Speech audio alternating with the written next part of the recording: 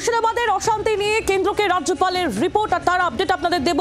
পরিস্থিতি আরো খারাপ হলে রাষ্ট্রপতি শাসন নিয়ে ভাবতে পারে কেন্দ্র। রিপোর্টে উল্লেখ রয়েছে রাজ্যপালের। রিপোর্টে পুলিশ প্রশাসনের ভূমিকা নিয়েও প্রশ্ন তোলা হয়েছে। প্রশাসনের ভূমিকা নিয়ে প্রশ্ন তুলেছে রাজভবন।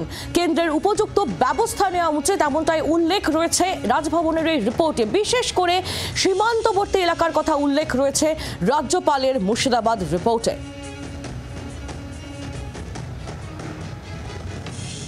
রাজ্য বিজেপির মুখপাত্র তথা বিজেপি সাংসদ শ্রমিক ভট্টাচার্য তিনি কি বলেছেন এই নিয়ে শোনাবো।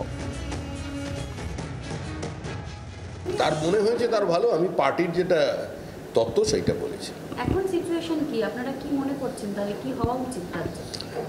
সেটা পার্টি বসে সিদ্ধান্ত নেবে, কোনো ব্যক্তিগত মতামত তো কিছু হবে না। পার্টি একসঙ্গে বসে সিদ্ধান্ত নেবে তার পশ্চিমবঙ্গ বিজেপির কি স্ট্যান্ড হবে সেটা ঠিক করবে। তৃণমূল কংগ্রেসের প্রতিক্রিয়া শুনে নেব। কুণাল ঘোষ তিনি কি বলছেন শুনুন।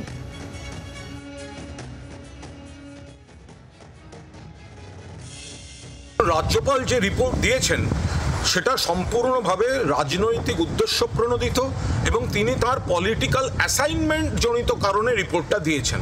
প্রথম কথা, তিনি জানেন পরিস্থিতি নিয়ন্ত্রণে, অর্থাৎ এই অবনতি যদি হয় এই কথাগুলো আসে না। দুই, রাজ্যপাল এটাও জানেন যে ওই সীমান্তবর্তী এলাকায় সীমান্ত রাখার দায়িত্ব তাদের স্বরাষ্ট্র মন্ত্রকের, বিএসএফের। যদি ওপাশ থেকে এপাশে হামলাকারীরা ঢুকে উস্কানি দেয় বা অনুপ্রবেশকারী ঢোকে, এর দায়িত্ব বিএসএফের, যেটা দেখেন অমিত শাহ। ফলে রাজ্যপালের সুপারিশে থাকা উচিত ছিল যে বিএসএফকে, যারা নিজেদের দায়িত্ব সীমান্ত রেখা থেকে 15 কিলোমিটারের বদলে 50 কিলোমিটার করে নিয়েছে, তাদের সঠিক দায়িত্ব পালন করতে হবে।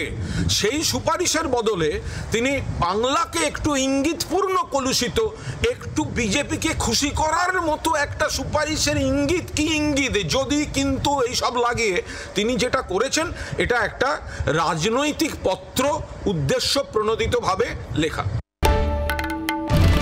বাংলার আওয়াজ, বাঙালির আবেগ, জি 24 ঘন্টা।